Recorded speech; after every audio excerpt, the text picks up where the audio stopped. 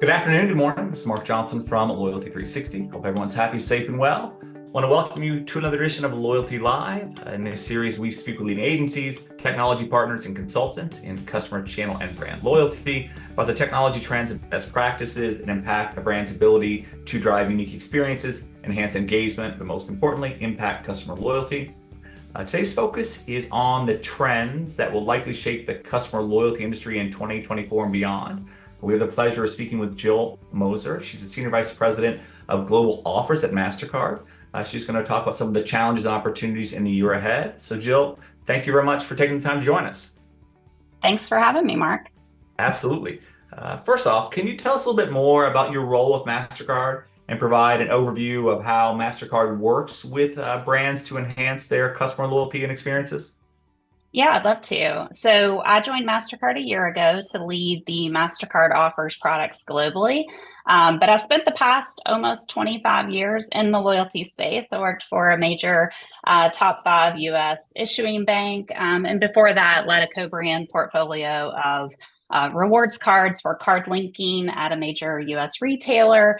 Earlier in my career, I worked in paper coupons and rebates, and all of that experience really led me to MasterCard. And the common thread there is that the end customers want a way to save money, and they want to be able to save money to offset their living expenses and their everyday expenses. And the merchants want to find new customers. And so how do you sit in the middle to be able to help, provide that in a better way? The companies we support are able to do that through MasterCard because we really have that unique position of already sitting between merchants, banks, and end cardholders. But in the MasterCard world, once I joined, it was kind of a best kept secret that MasterCard's really a global leader in loyalty. That loyalty business goes far beyond the traditional transaction processing that MasterCard for. Just from a scale perspective, we manage over 1.3 trillion points. We have 800 loyalty programs under management, 600 million customer profiles, 42 million merchant offers redeemed annually, 150 million issuer reward accounts that we manage. And so it's a rather large business globally. And we do that across many verticals, from financial institutions to retailers to quick service restaurants to airlines and far beyond. And so that diverse and global perspective allows us to bring learnings across those sectors and the regions to help that entire loyalty ecosystem grow overall. Okay. There's a great deal of buzz, interest around AI, generative AI, and its potential in marketing and customer loyalty programs. What do you see as opportunities for AI, as benefits for brands who have customer loyalty strategies, and also even how are you defining or kind of talking about AI as well? Would be great to know. Sure. So at Mastercard, data is at our core, right? That's what we do every day, and handling it and how we protect that data makes us the continued trusted choice for brands around the globe. And it's no secret that artificial intelligence and using it wisely can unlock predictive engagement, right? Where you can dynamically curate relevant offers for customers based on what you're seeing, ensure that you're delivering the right products, that you're delivering content at scale. And customers really, as time goes on, they expect a personalized experience. So I think, latest research is over 70% of customers expect more now from a personalized experience than they ever have in the past. And the more you can deliver on that expectation, the stronger that your relationship comes with customer and the longer term loyalty that you'll see. So loyalty really is an after effect. It's a halo that you see from that success, and it makes loyalty the outcome that you desire after making many right moves along the way. But of course, like anything else from AI, people are a little worried about it. And so ensuring that you have the right internal governance in place, that the design is there to protect customer privacy and to ensure that data is being used in responsible ways. Protecting our clients' data is at the utmost importance for Mastercard. And so we want to make sure that anything that we're doing in AI is, while it should help give customers the expected personalized experience that they desire and that they're really demanding now, it is super important that we do it the right way. Excellent. When you look at analytics, creative marketing, they've a little bit been different, right? But we've seen kind of convergence of that in the CMO role now, in the CMO, and COO suite. As you know, both are very integral into loyalty program design and management, being able to have the right analytics. You talked about the analytic capacity you have at Mastercard, but being able to drive the right creative strategy, content, offers is very important as well. How can brands better align data science with strategy and execution? Yeah, great question. Customer demands, they're shifting.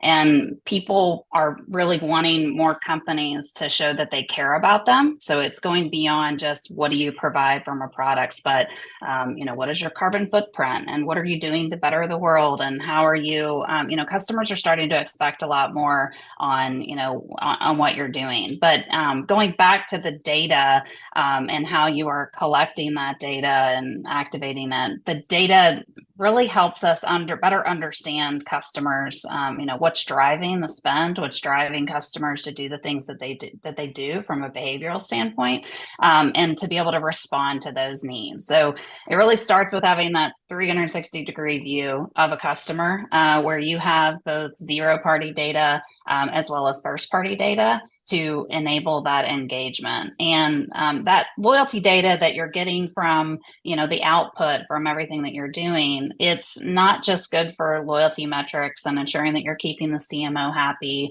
and ensuring that the return on the ad spend is high, and that everything that you're doing is driving that customer engagement and the spend. But it becomes once you have the loyalty set of customers, it becomes a really great group of people that you can start to do even more testing with to better understand, what types of tailoring of products, services, offers would you need to do to continue to have that spend lift that everyone is desiring. Okay.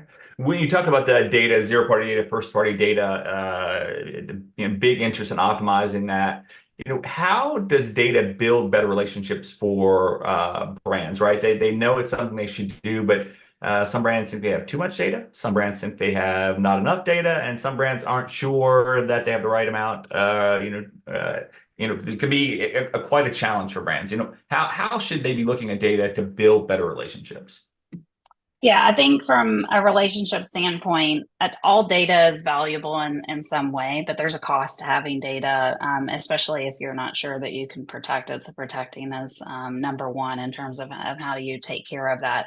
But I think making sure you understand that you have the data and being able to mine that and to better understand how do you use it to your benefit to better present various different content to customers. That's where you get the customer surprise and delight experience to let them, get what they're looking for and get out. And so I think data becomes a really crucial key point to, from a collection standpoint and making sure that you are set up well for success.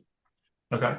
As you know, the interest in rewards incentives is changing. There's a movement towards more personalized rewards, again, which is going to leverage data. And brands are focusing on, rewards that include special experiences, not only discounts and freebies. What trends do you see from the surfeit of clients that you have? What are they looking for, and how are they engaging their customers, members with new reward opportunities?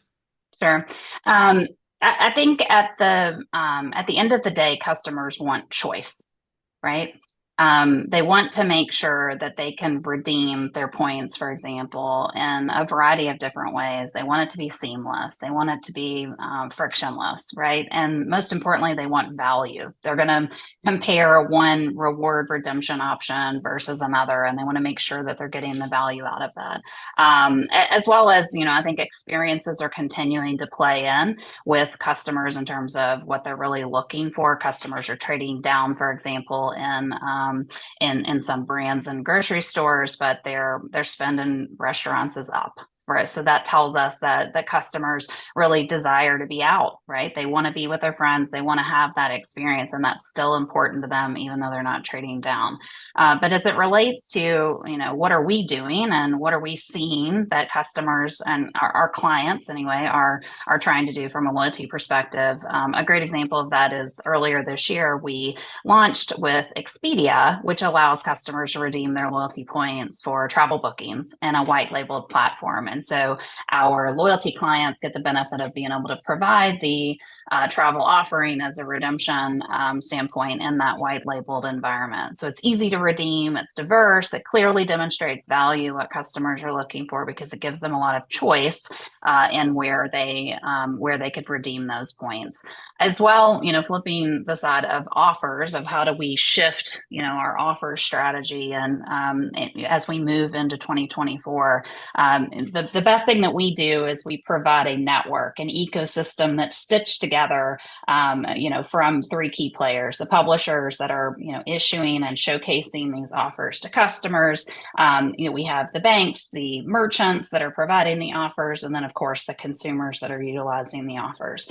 With that network and with a really broad set of offer content, we're able to tailor and personalize it. So what Jill sees is very different than what Mark sees, and that we can again try to surprise and delight you along the way, so that you can get in, get what you're looking for, get out, have a really wonderful experience, and want to come back for more. Tell a friend, tell two friends, get that continuous life cycle going. Okay. What new trends have you seen that are top of mind for the brands that you're working with in 2023? What innovations are the clients that you work with looking to implement in the coming year? So does seem to be kind of an increased focus on gamification and, getting the customer to continuously come back for more, and what that looks like. We are deepening investments in that regard, in technology and personalization and artificial intelligence, to help build more choice for customers, to help use that network that I spoke of earlier, and bring that to the forefront, so that customers can be wowed by the experience. Loyalty in general, as talking earlier, that loyalty is an outcome. It's made by many touch points. It's not a set it and forget it type mindset. And I think sometimes, client or, people in the industry think that they can set a loyalty program and kind of set it and forget it. And, customers will just continue to really love that transactional type behavior that is driving, so many points per dollar, or so many, various, if I transact 5 times, then I get, something for that. Where I think that, people have to start thinking outside of the box of how do they have that surprise component, and how do they have the elements that are really driving customers to want to say, wait, what's available now?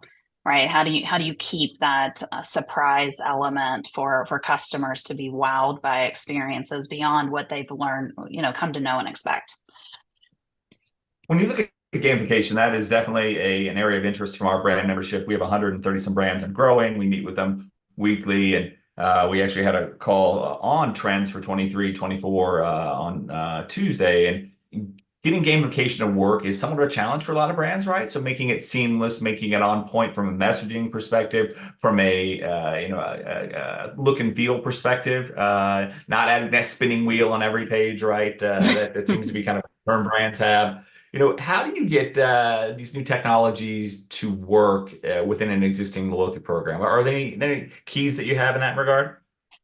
Yeah, first I'd say, do business with the right partner that can make it seamless, and is not going to recommend that you put it on every single page or every, different interaction. There's certainly an art and a science to, back to the data science we talked about in artificial intelligence, of learning from what you've put out there. If you put it on every page and you're not seeing the engagement that you're looking for, something's probably wrong. So how do you learn for that in real time and make adjustments to what you're showcasing to customers? I think that's super important. But there's also an art to, what those customers look like. And that comes through endless user research and understanding your customer base to make sure that you are putting something in front of them that is exciting. It is something that they want to do, that you're seeing high engagement from, and being willing to fail fast if something you thought was going to work is not working.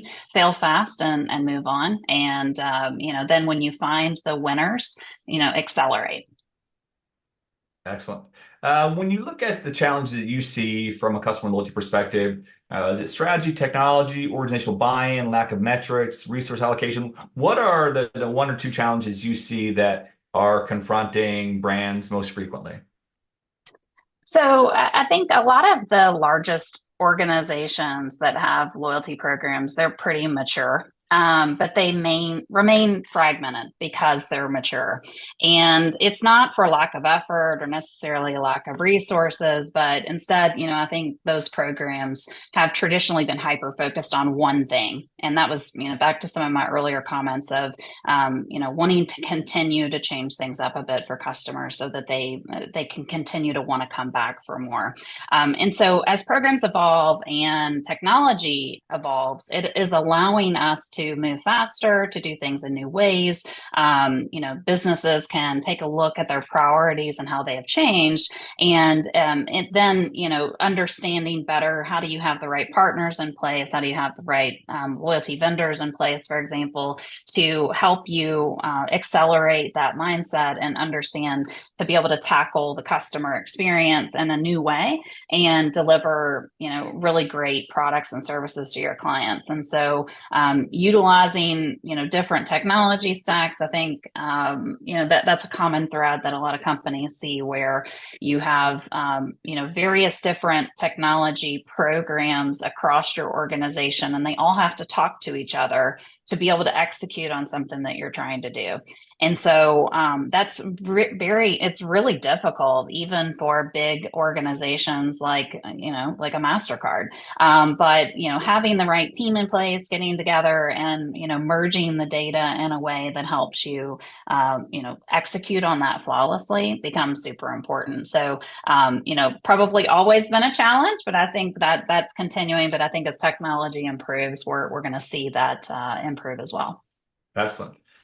Now we have our wonderful quick fire questions. We prefer a one-word response or short phrase, or I get in trouble with the content team, and I'm always in trouble with the content team. So if you help me out, that'd be great. Okay.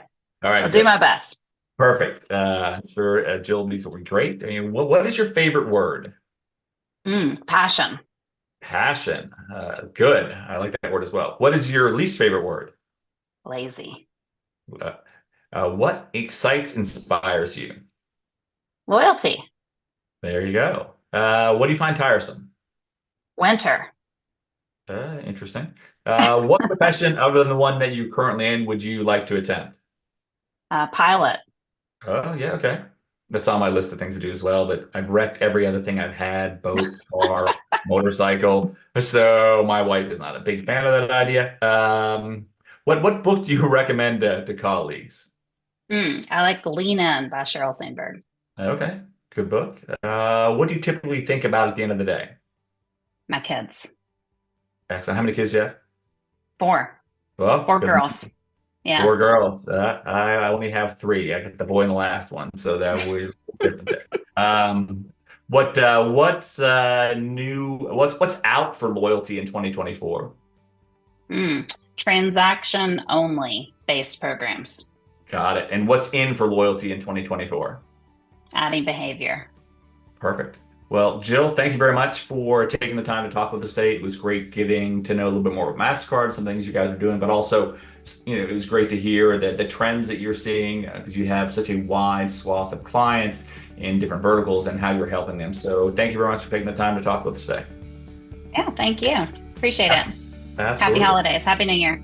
Same to you. And everyone else, thank you for joining today. Make sure you join us back in 2024. And until then, have a wonderful holiday season and see everyone in 2024. Thank you very much.